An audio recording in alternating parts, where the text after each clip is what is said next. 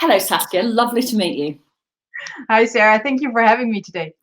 So, the elephant in the room. Let's start by addressing the elephant in the room. You were a nun. Yes, I was. Yes. How does somebody in 21st century Ireland become a nun? Well, in 21st century Ireland, I don't know. In 21st century Holland, it's maybe even more Okay. more a thing, or maybe more exceptional. I met Mother Teresa at a very young age. I was around 12, and I was just drawn by her intensity of being there for people and being really there for the one in the street as much as for the president. So I was drawn to maybe her way of being, and of really being there for the person she would meet. So now, of course, I have to ask, how did you get to meet Mother Teresa?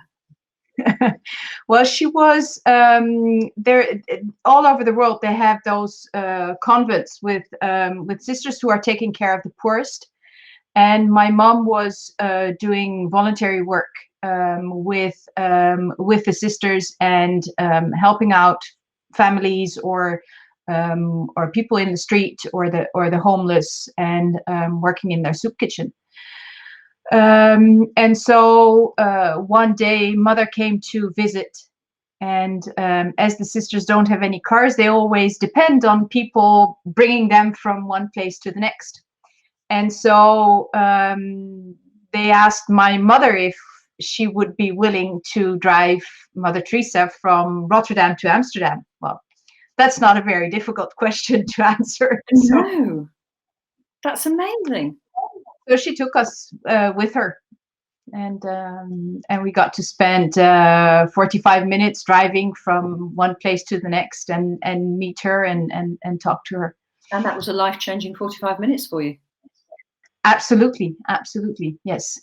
Yeah, it was. I don't really remember what she was talking about, or what my parents were talking to her about, but I remember sitting in between the two, as a kid, in between the two front chairs and the front seats, and just looking at her, and just absorbing her presence, basically. That was, and that changed everything. Okay, so there you are, age 12, starstruck by the wonderful Mother Teresa, the absolutely wonderful, unquestionably wonderful Mother Teresa. And so how did you go from sitting in a car, absorbing the amazing energy that is Mother Teresa, to becoming a nun? Well, for me, it was pretty, at one stage in the car, I think someone asked, or it was even me asking, how many sisters are there? And then she said, well, there are 3,000. And then she looked at me and she said, but pretty soon there will be 3,001. And as I think I was so absorbed. Well, you say starstruck. I always say, I didn't have my star in, my pop star in my room, but she was definitely my star, and the one who inspired me. And so when she said, pretty soon 3,001, and looking at me, I was like, okay, well then that's me. So right, that's. So she told you were going to be a nun, basically, or that's what you heard anyway. Yeah. So, so from one thing came the next, and I was going a lot to the sisters in Rotterdam myself. And then at the age of 16, I went to Calcutta, visiting the home of the dying, and working in the orphanages, and it was there again that I met Mother. And for me, it was like, okay, that's my goal. That's where I want to go, and I want to be I wanted to give all to the ones most in need. And well, if that was the path to go to get there, well, you know, I would go. Yeah. I absolutely get that. So it was the path that you saw to get you to where you want to go. It was the most obvious path. Exactly. And that was the path that was laid in front of me. And to be honest, maybe if it would have been another path to get me to, I would have taken it. Yeah. But this was so, for me, that was basically the only way. That's what I wanted. And so returning, when I came home from Calcutta, I was like, okay, well, if that's what I want. So I wrote her a letter and I said, well, Mother, I'm only 16. I scribbled 16 3/4, you know, to make sure that it was not just 16. And she wrote me back and she said, well, it's very lovely that you have this desire, but go and finish your school first. And then we can talk. So that is what I did. And then at the age of 18, I left. And I joined the missionaries then in Zagreb, which was right after war. It was in '94. So there, you know, I just went and did what I felt I needed to do. And so did you become a nun while you were in Zagreb, or did you become a nun? Yes, that was the beginning. Yes. Right. So I went there, and from there on I went to Rome, and finally I joined another congregation and spent over 13, 14 years in as a missionary, as a nun. That's incredible. Yeah. So, okay, here we are then, 13, 14 years later, you've been working as a missionary and a nun. What changed?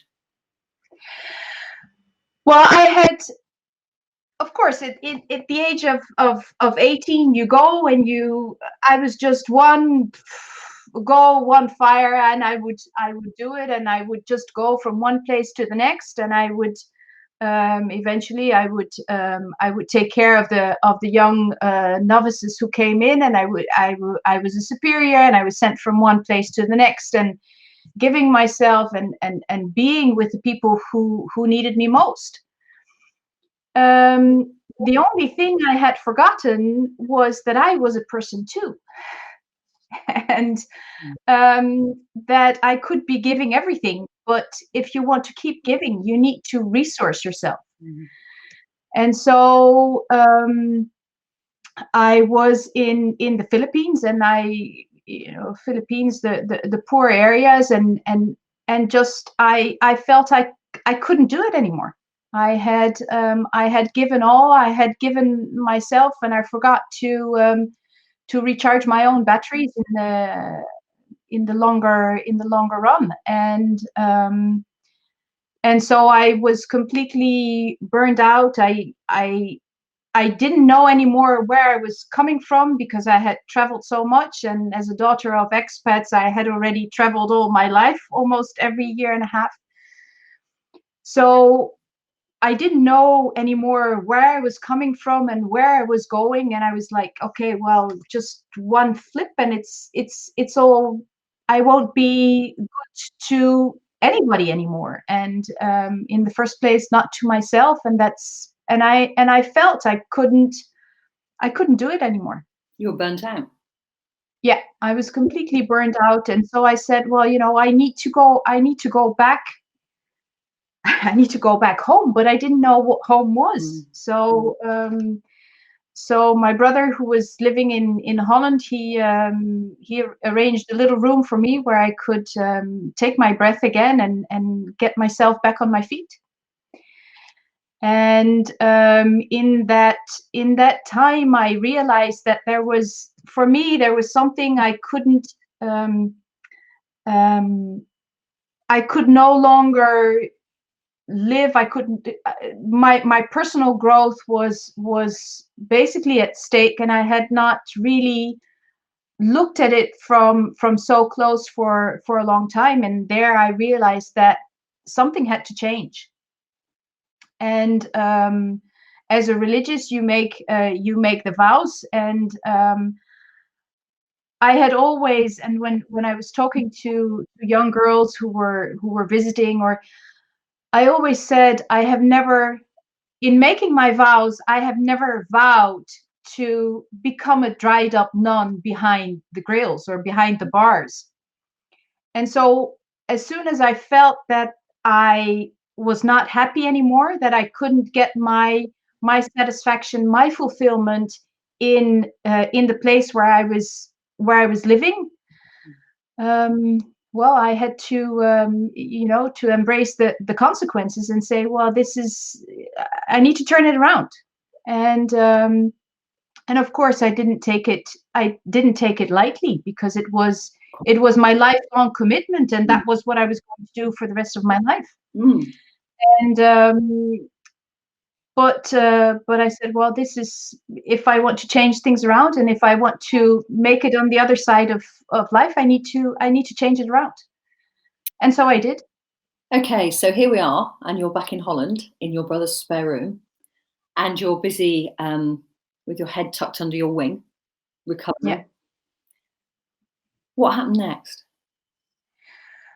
Well, I always say it's one thing to join a religious life, or to become a nun, but it's a whole other ball game to go back into the regular world, because in 13 years, life had changed. I remember coming at the station, and I couldn't even make a phone call anymore, because all the systems had changed and the cards I had were no longer working. And I was standing there and I was like, okay, I'm back in my own country, but I don't even have a clue how things work anymore. Just interject there. So when you were a nun, were you kind of kept separate from the real world, as it were? How did you know? No, not really, because you have the interaction with the poor, but you're in a very very specific area, and like in a business, everything, or a big business, you have your working area, and that's basically it. But I didn't even have a bank account. I had no insurance. I left at 18, so I had never, taken care of my own insurance. And in the congregation, that there was one sister who was taking care of all the insurances. So that was not. Yeah. So all these little things, and starting off with a bank account, with all the bits and pieces that we take so for granted in daily life. I had at the early 30, I was beginning of my 30s, I had to rediscover. So effectively, and I had no 30-odd-year-old, 18-year-old. Yeah. You just did 18 at 30, whatever. Exactly. That's which gives kind of a particular situation, I would say. and it also suggests, whilst you must have been very worldly in a lot of ways that the majority of us are not, you must have been very unworldly in a lot of ways that the majority of us absolutely are very worldly. Yeah. That's well, I'm listening to you, and I'm thinking of the people that I know who've done lifetime careers in the forces, who say, well, everything that we needed existed within the force. We didn't need to go outside for anything else, so we didn't. And so it wasn't until they got back to Civvy Street, as they call it, that they suddenly realized there's this whole other thing they needed to negotiate. Yeah. I suppose the church isn't something I think about very often. Actually, you should probably start by saying that. But I'd certainly not really thought of it in terms of it being a large business, which of course it is. Of course it is. Yeah.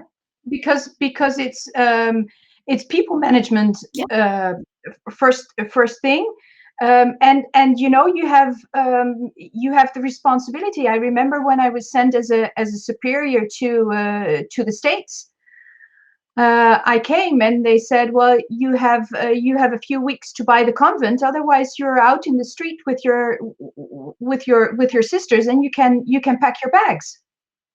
Well, I, as a young superior, I had a few weeks to fundraise.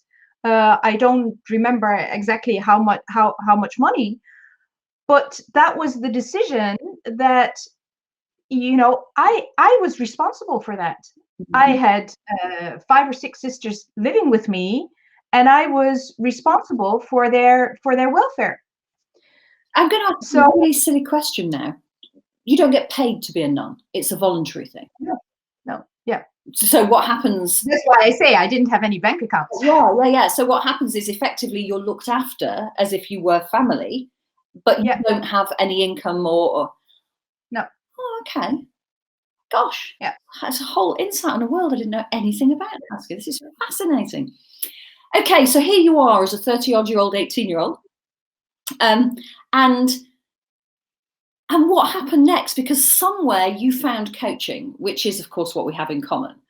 Yeah. So what happened between you? So you've tucked your head under your wing, you're starting to feel better again, and you're lifting your head up, all of these analogies, above the parapet, and you're going, okay, here's a world that I'm now part of. What happened next? Yeah. Well, of course, when you go, we touched on it.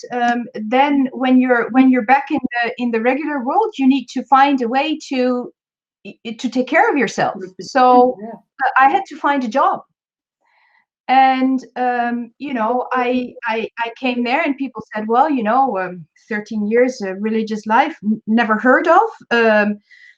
Studies philosophy and theology. Well, we understand you did that abroad, because in Holland, we don't really know what to do with it, and have no idea what you can do with it. Missionary work, well, we're not a third world country, so basically your skills are not up to date with I would just sit on my knees and take care of people. I couldn't care if the beds were going up and down, or bless you. Thank you. So I was just everywhere. It was like, and they couldn't fit me in a box. No, that's some box. That's a oddest skill set I've ever heard of. Yeah, so they couldn't fit me in a box, and they said, well, for you, there's no space on for the jobs. We don't have anything that would fit you, or you would fit in there. So I said, well, if that's my future, I mean, I need to get an income. So I sat down and I looked at everything I had done, and so I thought, well, if they don't have a job for me, I don't take no for an answer very easily. I need to create one myself. So that's what I did. I started my own business, and I started to. I had been coaching basically all the time. I didn't do, and I had my philosophy background, and so I started my own business, and in which I wanted to go back to that, what I had so preciously received from Mother Teresa, to put the person at the center of my life and of my business. So that's where then my business was oriented towards. And as I had created my own job, I went into corporations and create the jobs for the people who were either had an illness or a disability, and see, okay, what could we create for them within the company that would still suit them. Okay, and can I interject again, because I'm sure you're aware. So the coaching revolution, what we do is teach coaches how to make financially viable businesses. Okay. Yeah. So I'm hearing from you, this is a woman who didn't have a bank account, who'd never earned any money, hadn't been paid a salary, and now all of a sudden there's like a jump where you've created your own business and you're invoicing people. How did you arrive at the ability to decide your pricing? Where did all that come from? Well, I think one of the big lessons I had learned from Mother Teresa is one step at a time. take small steps and do that with great love, with consistency, and just keep going. If I would have known all that was lying ahead of me, I mean, going into corporate, I mean, as a nun, where I would be taking care of people and asking people, or people would just support us. I mean, there was no or we would bake some cakes or whatever, but and then going into corporations and sell my business. I mean, if I would have thought that beforehand, I would have never thought I would be able to do it. And to get into sales, well, in the beginning, it was like, I had always given my services for free. So now all of a sudden I had to make a living out of it. Yes. And so I just started and kept evaluating, okay, what is happening, and where can I do it more effectively, and if I don't know anything, who is there that could help me, or who is there that could take over the sales part. In the beginning, I was working with other companies who were doing the sales, and I would just do the coaching and the counseling for the people. And it was only 3 years ago that I really went into, okay, I'm selling now my own product. So it's getting that intelligence of trying to find a solution. There's always a solution. Maybe we are not able to see the solution straight away, but if we keep asking, and if we keep going, and if we keep searching and keep that question open of, okay, how can I do this? Who can help me? Who is there who knows, who is maybe a step ahead of me? Who knows where to go, what to do, and how to do it?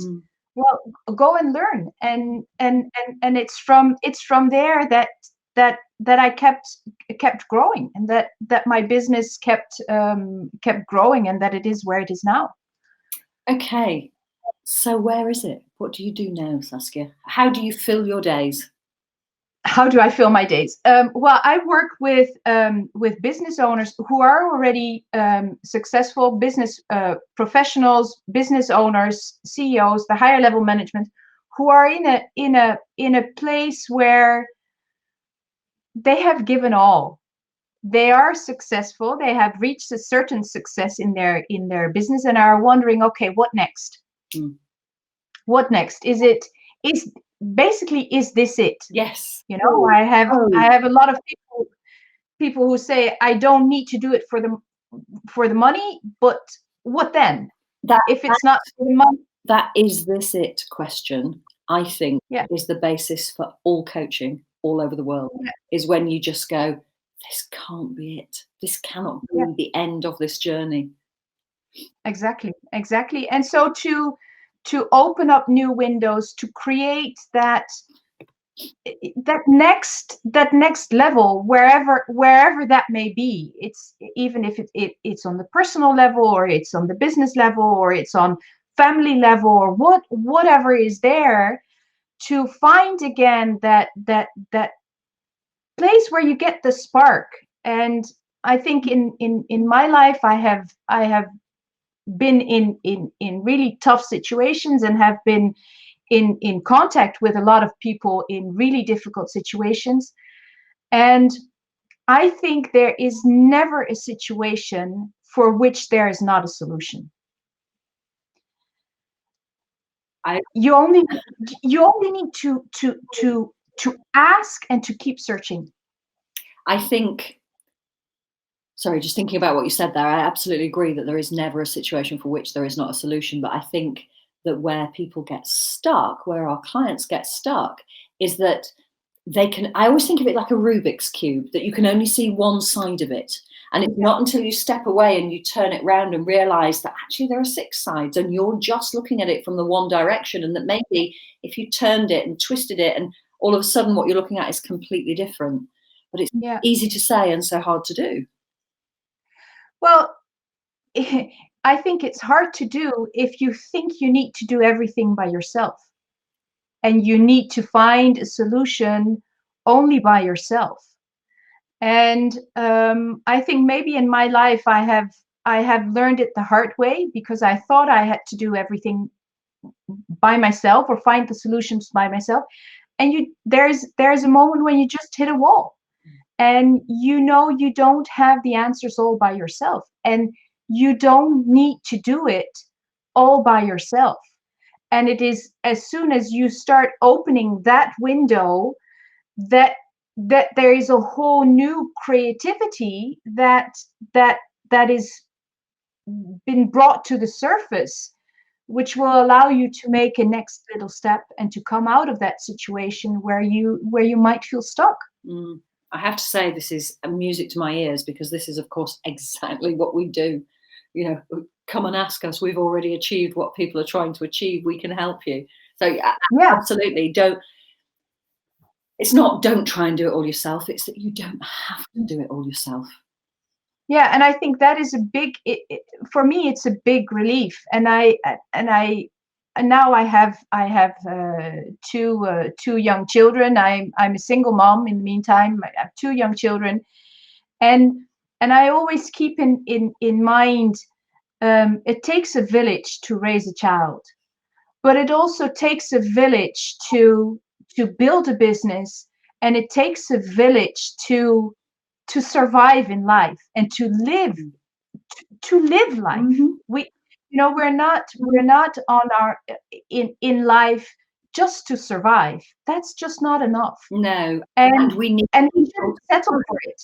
Sorry, I said we need people to thrive, and you were saying, well, we shouldn't settle for just surviving. Of course, we want to survive. Of course we do, but most of all, it's important that we thrive. Absolutely. Yeah. And I think, and I've always, at different times in my life, I have always, when I felt stuck, and as I said before, I didn't vow to be unhappy. If I felt I was unhappy, and sometimes it takes very radical decisions. And sometimes it's just in the little things. But if you're unhappy and you're are you the victim or are you the victor? It's and choose to be the victor, and it will, there's always a solution that will pop up. Saskia, we've used our 30 minutes. Ooh. I do these on a Tuesday, and they are the fastest 30 minutes of the week. I can imagine. Thank you so much for your time. That was so interesting. You're welcome. And I look forward to seeing you in the Coaching Republic, which is the group that this is being streamed. Yeah, absolutely. I'll be there. All right. Lovely to meet you, Saskia.